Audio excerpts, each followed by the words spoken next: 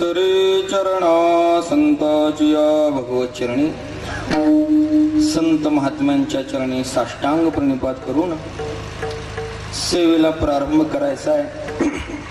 उत्सवाचं निमित्त संस्थेला 50 वर्ष पूर्ण झाल्यानिमित्त सुवर्ण महोत्सवी वर्ष आहे. एखाद्या व्यक्तीचा नाही, देवतेचा नाही, संताचा नाही, तर संस्थेचा उत्सव आहे. विठाला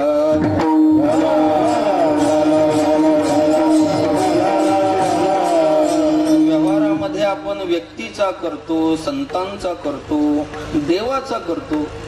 हे आगळं वेगळं. या संस्थेला 50 वर्ष पूर्ण झाली, त्याच्या निमित्त सुवर्ण महोत्सवी वर्ष हा भव्य आणि दिव्य स्वरूपाचा उत्सव आजपासून प्रारंभ झाला. पहिल्या दिवसाची सेवा माझ्या वाटेला आलेली आहे. मी काही तुम्हाला नवा नाही, तुम्ही काही मला नवीन नाही,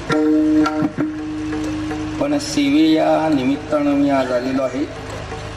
वास्तविक पाहता वैकुंठवासी आदरणीय बाबा यांचं जे मूळ आध्यात्मिक शिक्षण झालं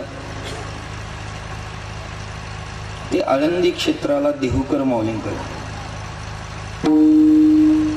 देहूकर हे बाबा गुरुघर समजत होते आणि त्याच अनुषंगानं मला वाटतं 1996 साली पहिला उत्सव झाला.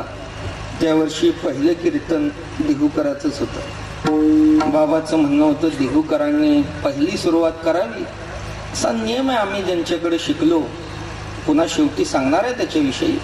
तेव्हा पहिला दिवस आणि आमच्या फड्याच्या नियमाप्रमाणे जगद्गुरु तुकोबारांच्या अभंग संहितेतील हा पहिला क्रमांकाचा अभंग घेतलेला आहे. आज पारायणाला सुरुवात झालेली आहे. आज काय रोजच या अभंगानं पारायणाची सुरुवात होती. पहिला अभंग आहे तुकोबारांच्या अभंग संहितेतील. महाराजांनी आपल्या उपास्य दैवत जो असणारा परमात्मा पांडुरंग आहे त्याच्याकडं प्रार्थना केलेली आहे, मागणी मागितलेली आहे की हे हरी, जिथं समचरण आहे, समदृष्टी आहे, विटेवर साजर रूप आहे, अशा रूपाच्या ठिकाणी माझी वृत्ती स्थिर कर. पहिला अभंग असल्यामुळे या अभंगाकडे अनेक अंगानं पाहता येईल. हा मागणीपर आहे, प्रार्थनेपर आहे. तसा हा अभंग बीज रूपाचा आहे असंही म्हटलं तरी चालेल. हा अभंग बीज रूपात आहे आणि या बीजाचा सगळा वृक्ष म्हणजे पुढचा गाथा. विठाला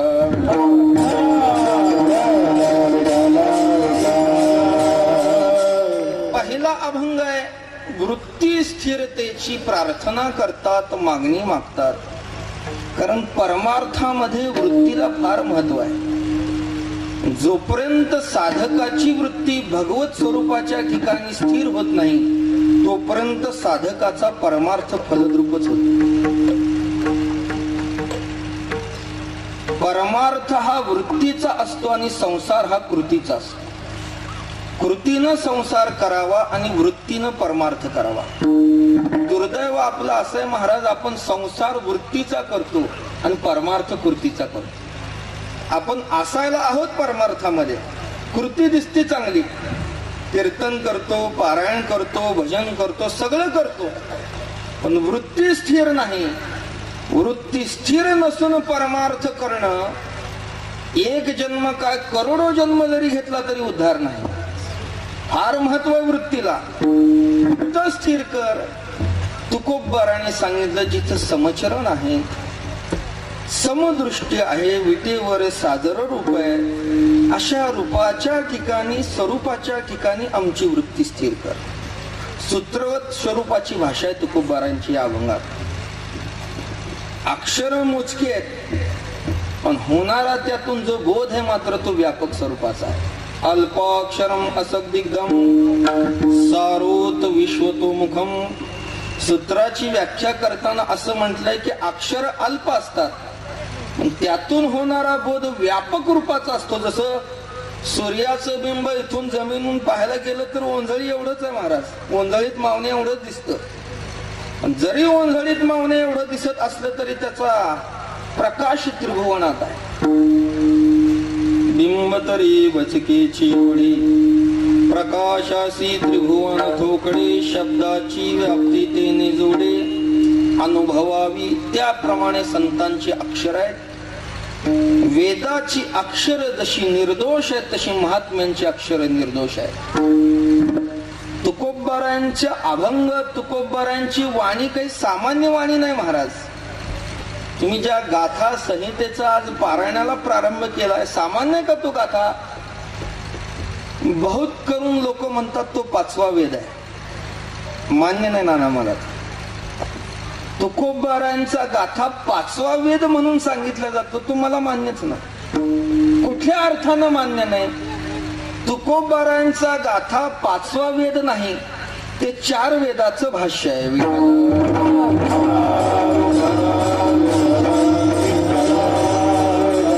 त्या अक्षराचं असं सामर्थ्य आहे.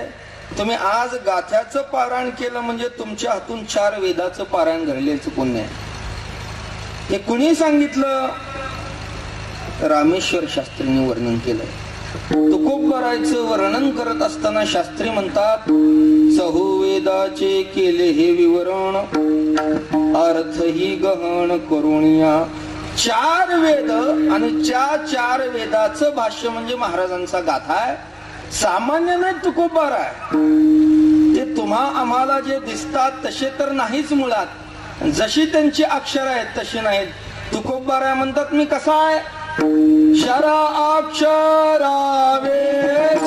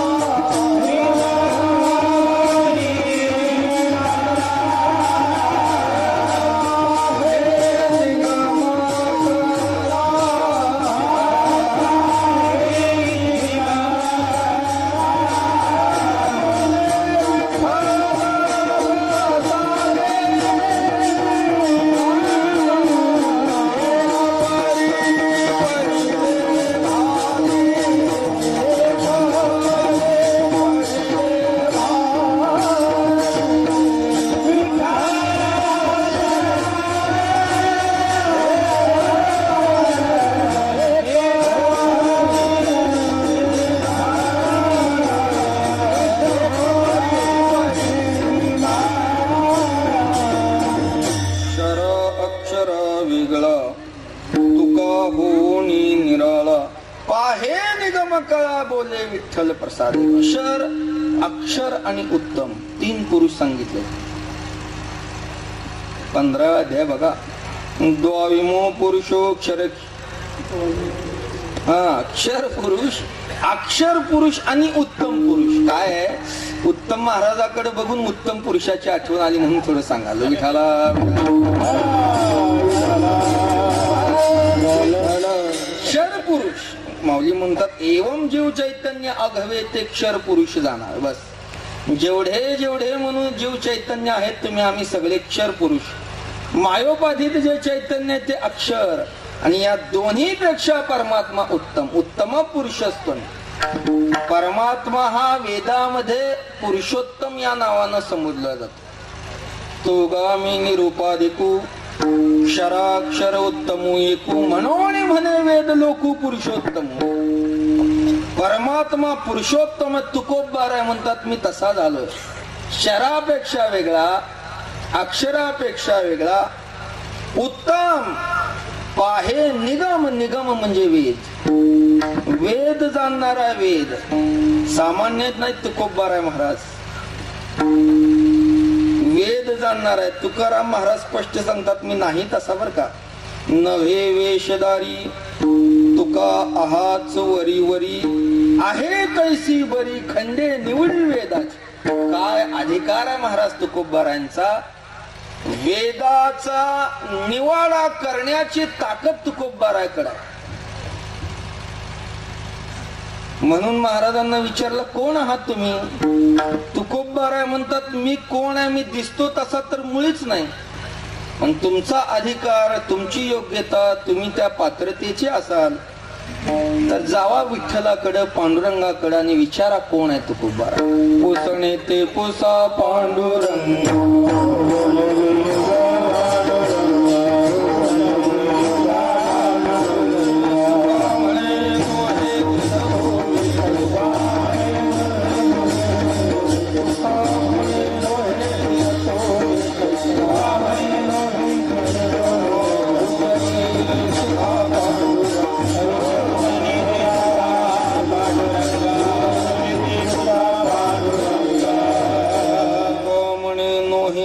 तुम्ही तैसा पुसणे ते पुसा. त्या देवाला विचारा मी कसा आहे. म्हणून तर रामेश्वर शास्त्री म्हणतात, जगद्गुरु तुकोबारायांच्या तुलनेचं कुणी नाही.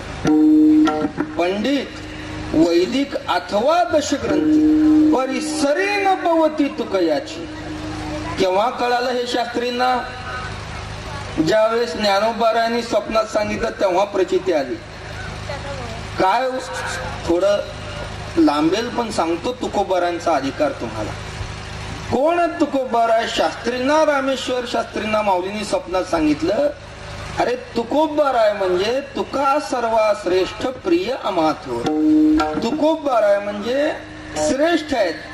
कुणापेक्षा श्रेष्ठ आहेत? जगातले सगळे श्रेष्ठ त्या सर्वामध्ये घालायचे. त्या सर्वापेक्षा तुकोबाराय श्रेष्ठ आहेत, आम्हाला प्रिय आहेत. नामदेवरायचे अवतार आहे. हा अधिकार आहे तुकोबारायांचा. त्यातनं एक असं सूचित होतं महाराज बर का नाना, एखाद्या महात्म्याचा अधिकार जाणून दुसऱ्या महात्म्यानं, समकालीन महात्म्यानं त्याचं वर्णन केलं तर बरोबर आहे, किंवा एखादा महात्मा होऊन गेल्यावर त्याच्या पश्चात त्याची महती जाणून त्याचं वर्णन करणं हेही उचित आहे. पण तुकोबाराच्या महिमा असा आहे की महाराजांच्या अगोदर होऊन गेलेल्या 300 वर्ष ज्ञानेश्वर महाराजांनी तुकोबारांचं वर्णन केलंय. विठाला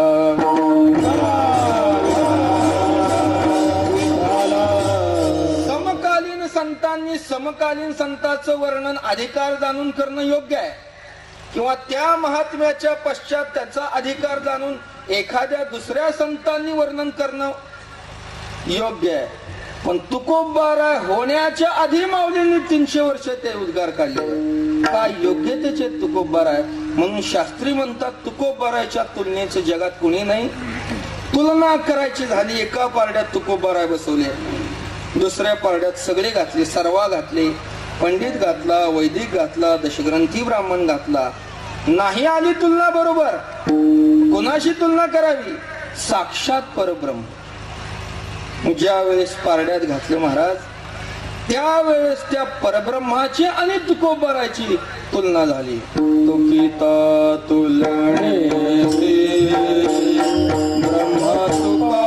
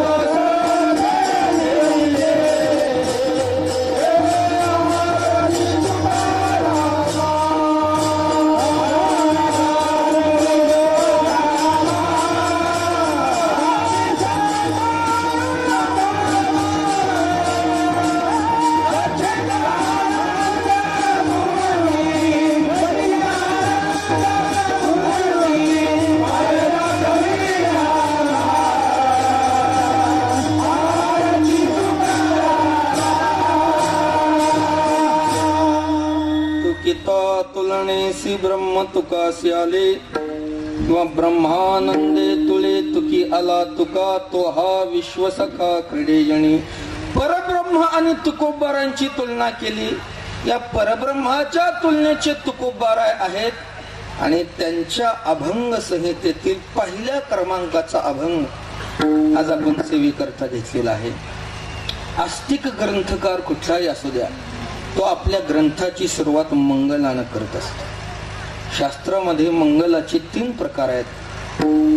नमस्कार रूप मंगल, आशीर्वाद रूप मंगल आणि वस्तू निर्देश रूप मंगल. भगवंताला नमस्कार करणं, वंदन करणं याला नमस्कार रूप मंगल म्हणावं. परमात्म्याकडे प्रार्थना करणं, इच्छित वस्तू मागणं याला आशीर्वाद रूप मंगल म्हणावं.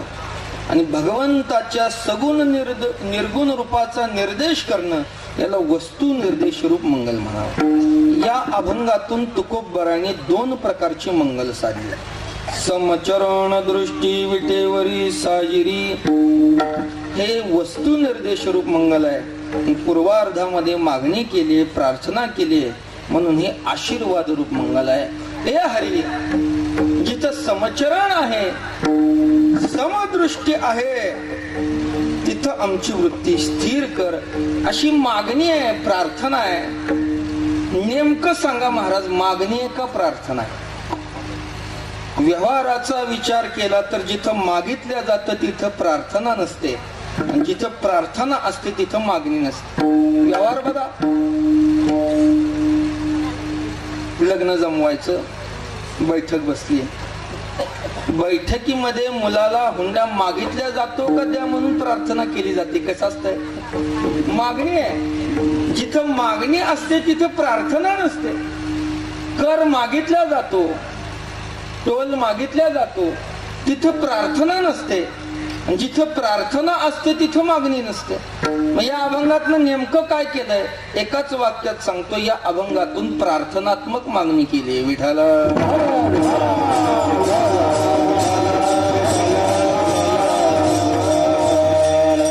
मागणीचे प्रकार आहेत. विनंत्यात्मक मागणी, हट्टात्मक मागणी, प्रार्थनात्मक मागणी आणि 4था प्रकार धमक्यात्मक मागणी. जिथं विनंतीनं जमत नाही, जिथं हट्टानं जमत नाही, जिथं प्रार्थनेनं जमत नाही, तिथं धमकी सुद्धा तुकोबराने दिली. मी विस्तार करत नाही, वेळ होईल. बरं जाऊ द्या, निघालं म्हणून सांगतो.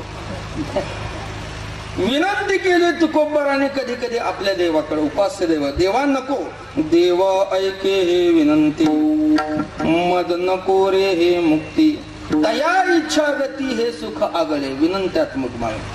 हट्टात्मक मागणी. भगवंतानं तुकोबराकडे अनेक समोर ठेवले, रिद्धी ठेवली, सिद्धी ठेवला, मोक्ष ठेवला, पण तुकोबरा थांब, आम्ही मागू तेच घेऊ, हेची दान देगा देवा. हट्ट येत, बाकी तू काही दिलं आम्ही तेच घेणार, हेच चकारात्मक. प्रार्थनात्मक मागणी आजच्या अभंगात प्रार्थनात्मक मागणी आहे. आणि काही ठिकाणी धमकवलं सुद्धा तुकोबराने देवाला. धमकवलं म्हणजे देवा दर्शन देतो का नाही, काय करू, मी या देहाचे करवतीनं तुकडे करील आणि हे शरीर अग्नीमध्ये टाकून, काय देह घालू करवती कर्मरी, टाकूया भीतरी अग्नी माझी. अशी मागणीचे प्रकार आहेत. आजच्या अभंगातून प्रार्थनात्मक मागणी केली, जिथं समचरण आहे, समदृष्टी आहे आणि विटेवर सादर रूप आहे. समचरण, भगवंताच्या चरणाचा आणि रूपाचा जर विचार करायला गेलो तर तो अनेक रूपानं आणि अनेक अवतारानं नटलेला आहे. प्रत्येक अवतारात चरण वेगळे, प्रत्येक अवतारात दृष्टी वेगळी. त्याचा एक अवतार नाही, एक रूप नाही, त्याला एक नाव नाही, म्हणून त्याला अनंत म्हणतात. ज्याच्या कशालाच अंत नाही म्हणून अनंत. एक रूप आहे का त्याची? रूपे अनंताची अनंत Thank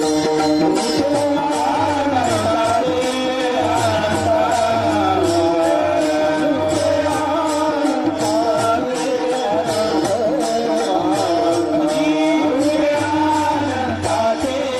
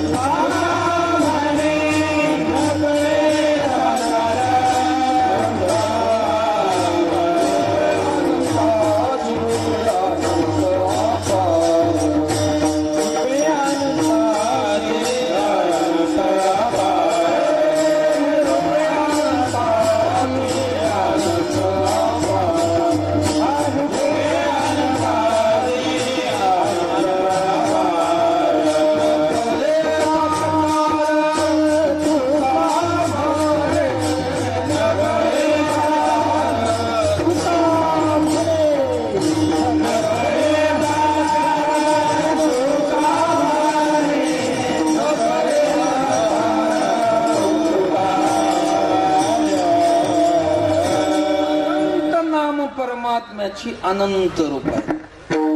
माऊलींचं प्रसिद्ध उद्गार आहे, त्याला एका रूपात बघितलं. अनंत रूपे अनंत वेशे देखले म्या त्यासी, बाप रुक्मा देवर कोण बांधली कैसी. अनंत रूपानं नटलेला आहे. काही अवतारात देवाचे चरण विचार करायला गेलो तर काही अवतारात देवाला पायच नाहीत.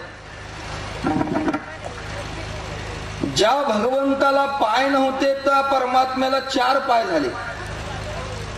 जो 4 चरणाचा होता पुन्हा तो 2 चरणाचा झाला. 2 चरणाचा झाला तरी त्यात फरक आहे. 2 चरणात काही अवतार विषम चरणाचे, काही त्रिभंगा, काही देहुडा, काही सम. ज्या वेळेस भगवंतानं मत्स्य अवतार घेतला देवाला पायच नव्हता. तोच परमात्मा पुढे वराह अवतारामध्ये प्रकट झाला, 4 पायाचा झाला. तोच परमात्मा पुढे राम अवतारात प्रकट झाला, 2 पाय झाले. प्रभू रामचंद्राचे चरण जरी 2 असले तरी विषम चरणाचा अवतार, 1 पाय पुढं आणि 1 पाय माग. राम प्रभूचे चरण विषम आहेत. तोच भगवान पुढे द्वापार युगामध्ये कृष्ण अवतारात प्रगटला. कसे झाले त्याचे अवतार चरण? त्रिभंगी देहुडा ठाण मांडोनिया माये, कल्पद्रुमातळी वेणू वाजवित आहे गोविंदो माये गोपाळू. परमात्मा कृष्ण बाल अवस्थेमध्ये त्रिभंगा होत होते. तोच परमात्मा त्रिभंगा म्हणजे 3 ठिकाणी वाकले.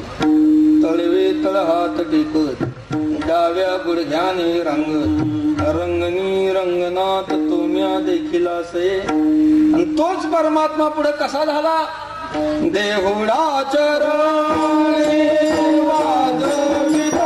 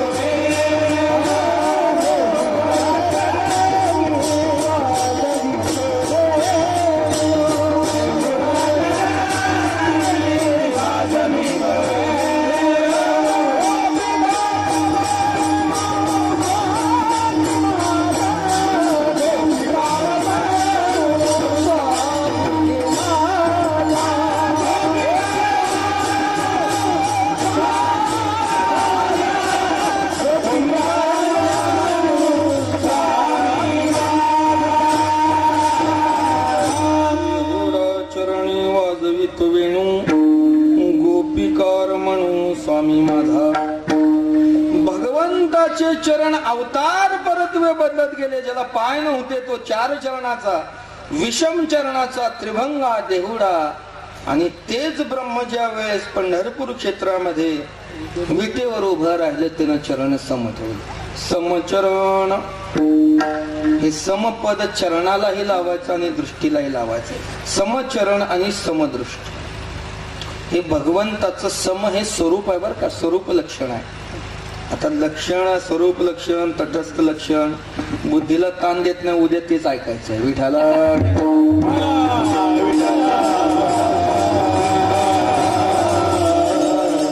समचरण ठेवले. किती प्रमाण आहेत गाथ्यामध्ये समचरणाचे? पुष्कळ, 100-200 प्रमाण असतील. भगवंतानं पंढरी क्षेत्रामध्ये ते हे समचरण साजिरे विटेवरी, पहावे माते रे विठ्ठल रूप, किंवा कटिकर समचरण साजिरे राहिला भिवरे. माय बाप माझा उभा कृपादानी, विटे समजोडोनी पदांबुजे पुष्कळ प्रमाणात समचरणाने. सम शब्दाचा अर्थ सारखा. लक्षात घ्या आता, परमात्मा हा सम आहे. सम म्हणजे सगळ्याला सारखा पाहणारा. त्यानं दृष्टी ही सम ठेवली आणि चरण ही सम. त्याच्याकडे येणाऱ्याला तो अपपर भाव करत नाही. सम हे ब्रह्माच लक्षण आहे. निर्दोषम ही समम ब्रह्म म्हटलंय. किंवा नाथ महाराज म्हणतात, ब्रह्म सर्वगत सदा समते ते अनु नाही विषम. ऐसे जाणती दुर्गम ते भेटती परम भाग्य गा. भगवान समय. गंमत अशी, आपण अज्ञानानं देवाकडे संबंध लावतो. देवानं आमचं चांगलं केलं आणि देवानं आमचं वाईट केलं. देव म्हणतो, अर्जुना मी कोणाचंही चांगलं करत नाही, मी कोणाचंही वाईट करत नाही. मी कसा आहे म्हणून जर विचारत असेल तर, समोहम सर्वभूतेषु न मे द्वेष्यस्ति न प्रिय. तो मी पुससी कैसा सर्वभूती सदा सारिसा. जेथ अपपरो ऐसा भागुणा. भगवंताकडे अपपर भाव नाही, माझा नाही, हा परक्याचा छेद सगळ्याला सारखा. म्हणून पंढरपुरामधला परमात्मा समाय. नामदेवराय म्हणतात, सर्वा लागी देतो समान दर्शन. उभा तो आपण समचरण. गंमत अशी आहे, सगळ्याला समदर्शन. रांगेत चालत येऊ द्या, मधनं घुसून येऊ द्या, किंवा पासानं येऊ द्या, नाहीतर ज्याच्या करता रांग थांबवली जाते असा येऊ द्या. कसा जरी आला तरी तो समय. कसाही येऊ दे. तुकोब बऱ्याच स्पष्ट सांगतात, ज्याचं देणं समय म्हणून चरण सम. तुका म्हणे समची दे.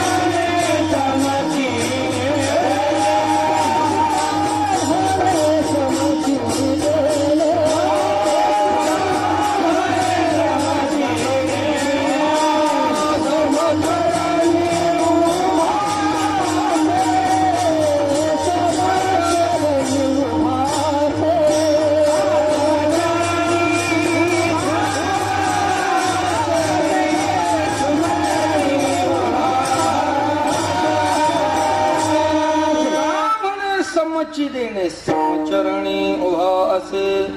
सम म्हणजे सारखं देणं आहे त्याचं. तिथं विषमपणा नाही. म्हणून बाकी क्षेत्राचा महिमा वेगळा आणि पंढरपूरचा महिमा वेगळा आहे. बाकी क्षेत्रामध्ये कुठं राहण्यानं मोक्ष आहे, कुठं मरण्यानं मोक्ष आहे. पण पंढरपुरामध्ये केवळ दर्शनानं मोक्ष. दर्शन हेळा मात्रे तया होय मुक्ती. रोज म्हणते मुक्ती बर का, नुक्ती नाही. हा, मोक्ष मोक्ष. काशी क्षेत्र हे जगामध्ये मुक्ती देण्याबाबतीत उदार आहे. पण काशीचा महिमा असा आहे की काशीला मरावं लागतं. मरण मुक्ती वाराणसी पितृऋण गयानासी. किंवा मोक्ष देवोनी उदार. काशी होय कीर परी वेचणे लागे शरीर तियेगा. काय महिमा आहे काशीला.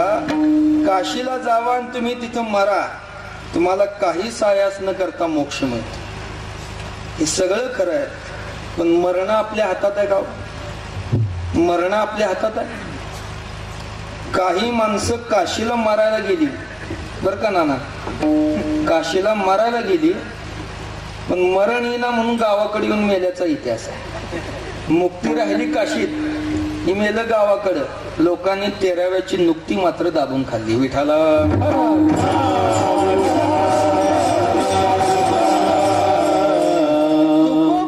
म्हणतात, अरे उधार नाही पंढरीसी पाया पायापासी विठोबाच्या इथं उधार धंदा नाही. दर्शन घ्या मोक्ष मिळवा. काशीत मुक्ती मिळते, पितृऋणातून मुक्त होतो. फार गोड बोलतात नामदेवराय. नामदेवराय म्हणतात काशीत मुक्ती मिळती, गयेत पिंडदान केल्यावर पितृऋणातून मुक्त होतं. गंमत अशी आहे, ज्याच्या नावानं पिंडदान केलं जातं तो मुक्तीला प्राप्त होतो. करणाऱ्याचं काय? करणाऱ्याचं काय? ज्याच्या नावानं पिंडदान केला तो मुक्तीला प्राप्त झाला. करणाऱ्याचं ऐका जरा. आता पंढरपूरचा महिमा असा आहे, ज्याचे नावे पिंडदान त्यासी गयेसी गती जाण. नामदेवराय म्हणतात पंढरपुरात मात्र येथे केल्या नामस्मरण सर्व पूर्वजा मुक्ती. विठाला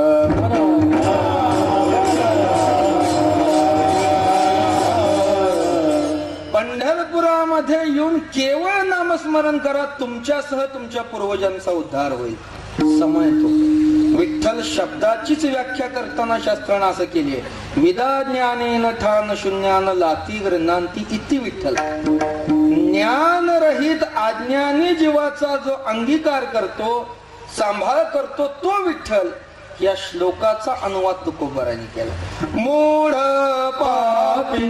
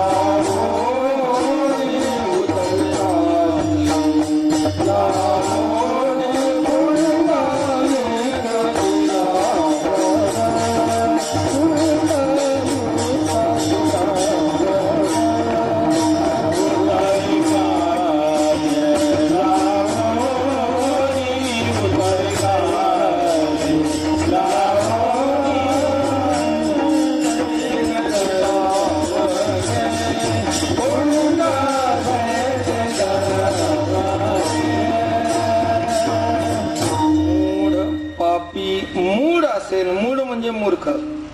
पापी तुम्ही म्हणताल आम्ही मूर्ख नाही पापी नाही. जैशात तैशात बसा तुम्ही, जसे असताल तसे. जास्त विस्तार केला नाही तुकोबारायण. मूढ असतील, पापी असतील, असेल तसे. केवळ दर्शनानं मुक्ती मिळते. पुंडलिकानं देवाला असं वर वाढून घेतलं, मागून घेतला, देवा बाकी मला देऊ नको. पंचमहापातकी विश्वासघातकी ज्यासी यमादिकी गांजेले असे जे आहेत त्यांना तू काय कर, मुक्ती दे. मुक्ती दर्शनानं भवसागरात तारू नये. ही परमात्म्यानं सांगितलंय महाराज तू समाय. बाकी अवताराचा विचार करा तुम्ही, तुलनात्मक विचार करा. भगवंत अवतारच घेतो याच्या करता धर्माची पुनर्स्थापना, साधू सज्जनाचं रक्षण आणि दुष्टांचा नायनाट. यदा यदा ही हे 2 श्लोक सगळ्याला पाठेत बघा. प्रत्येक अवतार त्याच्या करताय. भगवंतानं मला सांगा, नरसिंह अवतार घेतला, कुणाला मारलं? कुणाला मारलं? हिरण्यकश्यपूला. राम अवतार घेतला, कुणाला मारलं? रावणाला मारलं. कृष्ण अवतार घेतला, कुणाला मारलं? कंसाला. पांडुरंग अवतारात तो आला, कुणाला मारलं? मारलं का कुणाला? बाकी अवतार मारण्याकरता आणि हा अवतार तारण्याकरता. विठाला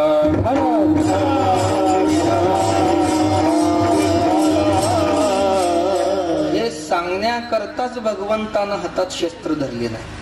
प्रत्येक अवतारामध्ये त्याचं शस्त्र आहे. शंख आहे, चक्र आहे, गदा आहे, पद्म आहे, हे आयुध आहे त्याच्याकडे.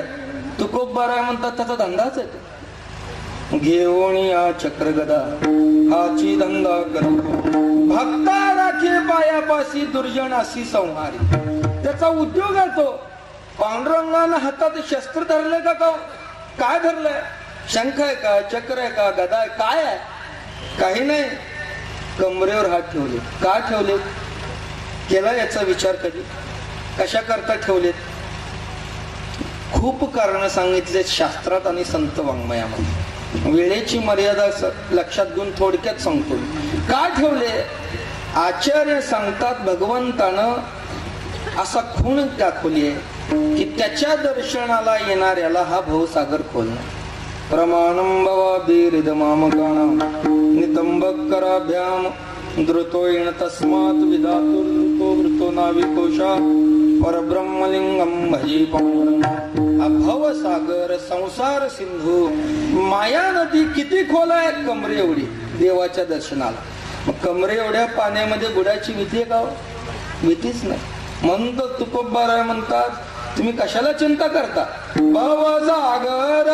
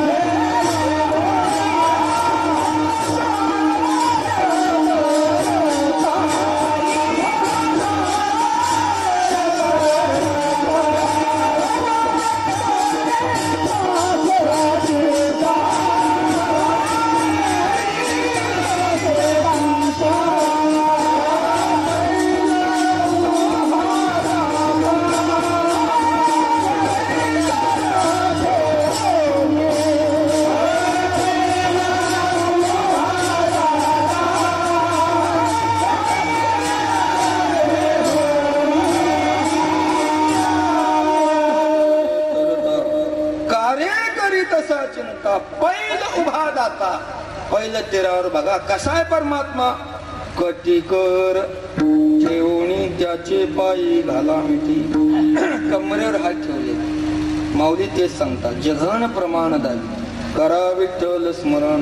नामी रूपी अनुसंधान जाणून भक्ता भव लक्षण. जगन प्रमाण दावी तो पहिलं कारण. संसार सागर खोल नाही. संसार सागर माया नदी हे सगळे एका अर्थ शब्द आहेत. कमरे एवढा खोल आहे. दुसरं कारण का ठेवले देवानं हात? देवाचं जाऊ द्या, आपण का ठेवतो विचार केलाय का कधी?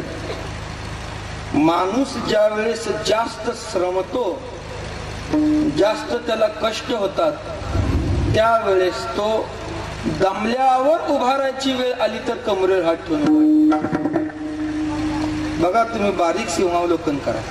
मनुष्य श्रमलेला दिसला की कमरेवर हात ठेवतो. देवाचं तसंच झालंय. मागच्या अवतारामध्ये त्यानं काय थोडी कामं केली होती? दोन्ही हात ठेवून कटी उभा भिवरेच्या तटी. कष्टलासी साथी भक्ती काजे विठ्ठला भागलासी माय बापा. ब्रहुश्रम झाल्या खेपा आम्हाला जी सोपा दैत्या काळ वृत्तांत. काय झालं होतं? मागचे जे अवतार आहेत भक्ता करता फार कष्ट घेतले देवा. कृष्ण अवतारामध्ये बघा तुम्ही अर्जुनाचा सारथी झाला. सारथ्याच्या वाट्याला येणारी सगळी कामं देवानं करा. घोड्याला धाव, घोड्याला खरारा करावा. ती धर्मराजानं सांगितलं कृष्णा राजसू यज्ञ करायचा आहे. या यज्ञाची जबाबदारी तुमच्यावर. तुम्ही कार्यवाहक. तुम्हाला ज्याला सांगायचं त्याला सांगा, पण सोहळा चांगला पार पडला पाहिजे. भगवंतानं सगळ्याला कामं सांगितली. स्वतः मात्र काम घेतलं की जेवण झाल्यावर उष्ट्या पत्रवळ्या उचलण्याचं काम देवाचं होतं. त्यावेळेस काही बफे सिस्टीम नव्हती, टेबल खुर्ची नव्हती. देवानं पत्रावळ्या उचलल्या. स्वयंसेवकाला विचारा पत्रावळ्या उचलताना काय दुखतं? कंबर. म्हणून कमरेवर हात ठेवले. नाथांच्या घरी चंदन उगाळलं त्यानं. चंदन उगाळण्यामध्ये कमरेवर हात ठेवावाच लागतो. महाराज कंबर दुखते. यशोदा मैयानं त्याला उखळाला बांधलं. कमरेला उखळ बांधलं. ते उखळ ओढत ओढत त्याला न्यावं लागलं.